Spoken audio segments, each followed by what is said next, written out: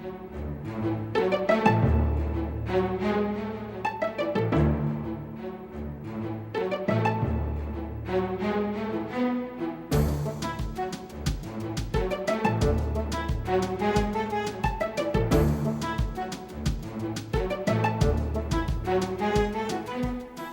and welcome to Cleveland Classic Cinema. Tonight's movie is 1934's The Man Who Knew Too Much, directed by Alfred Hitchcock. I have to confess I have a fondness for early Alfred Hitchcock movies.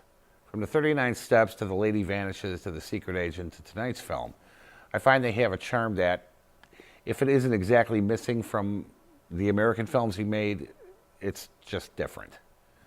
Of course, once he got to America, his budgets grew considerably and he used them well, usually for special effects sequences such as the plane crash in Foreign Correspondent, the merry-go-round accident, and Strangers on a Train, which were both absolutely magnificent, I might add.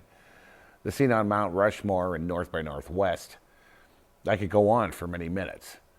They all added considerably to the tension on screen and the enjoyment of the films, but Hitchcock's ingenuity in finding new ways to illustrate his films visually was apparent even in 1927's The Lodger, officially his third film. It was based on the Jack the Ripper novel of the same name by Marie Belloc Lowndes and concerned a mysterious lodger in a rented room who the hostel owners become convinced is Jack himself.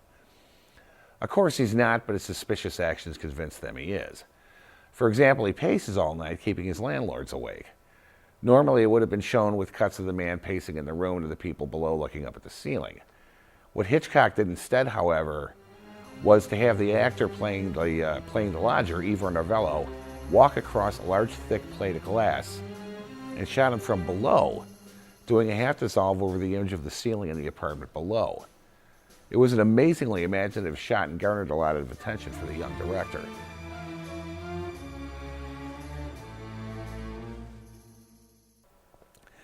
Getting back to the point, while I really enjoy just about every movie Hitchcock made, he wasn't exempt from making a dog every now and then. See Topaz or Under Capricorn or Stage Fright, for instance. I feel a special place for his British films. He had a way of pushing the edges of propriety in his dialogue and the actions of the characters, although if you saw him today, you wouldn't even notice. One good example is when Robert Donat and Madeline Carroll are getting ready for bed while handcuffed together in The 39 Steps.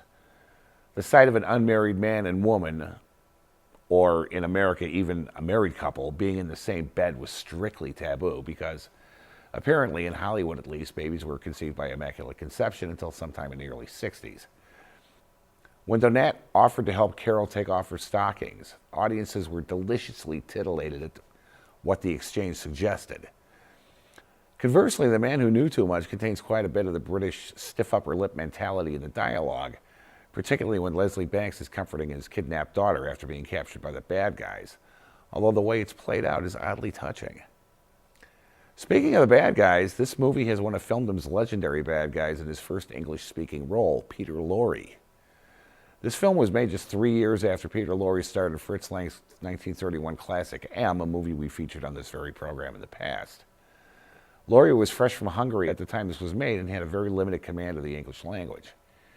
He recalled, "I didn't speak much English at the time, but a friend confided in me that Hitch loved to tell funny stories. I watched him carefully during the interview, and when he got to what I figured was a punchline, I would laugh uproariously. That convinced him that I knew enough English to get the part." Lorre ended up learning his lines for the film phonetically, which you'd never be able to tell from watching his performance. The film is full of great Hitchcock touches as well. The scene in the sun-worshipping club where Bob and Clive exchange observations while singing a hymn is a personal favorite, as is the wild brawl that takes place soon after, during which the participants are trying to kill each other as quietly as possible.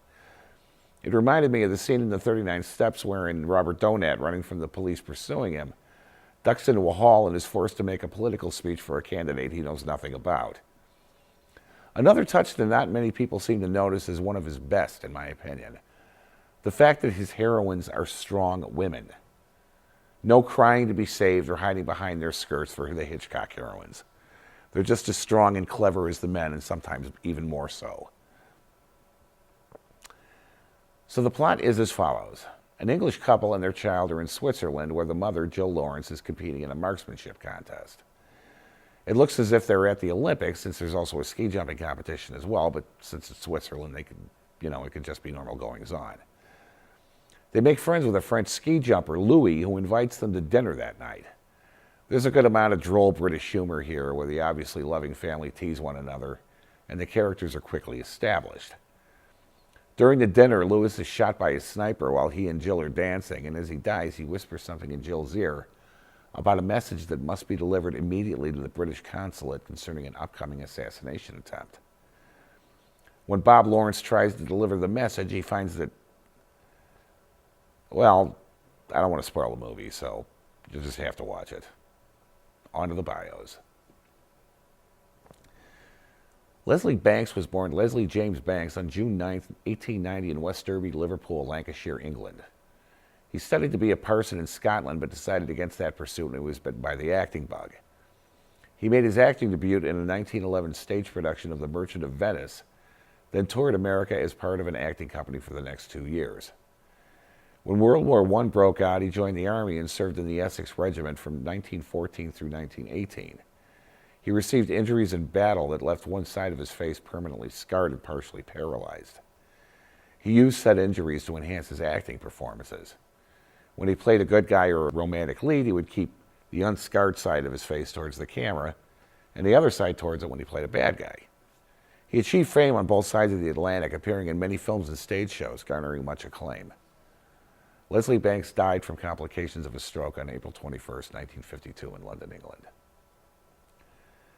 Edna Best was born Edna Clare Best on March 3, 1900 in Hove, East Sussex, England, United Kingdom.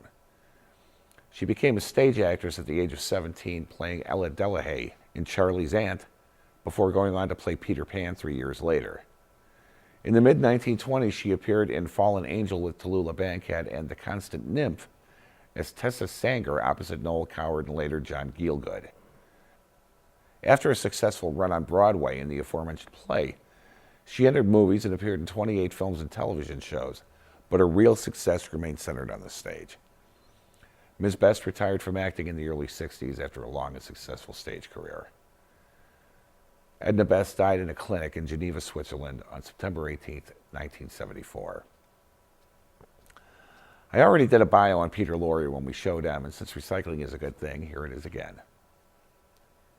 Peter Lorre was born Laszlo Lowenstein on June 26, 1904, in Rosahegi, Austria-Hungary.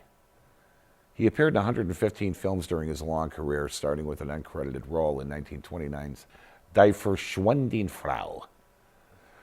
At the age of 17, he ran away from home and briefly studied under Sigmund Freud, in addition to working as a bank clerk, and after studying stage acting for a few years, made his debut in Zurich, Switzerland.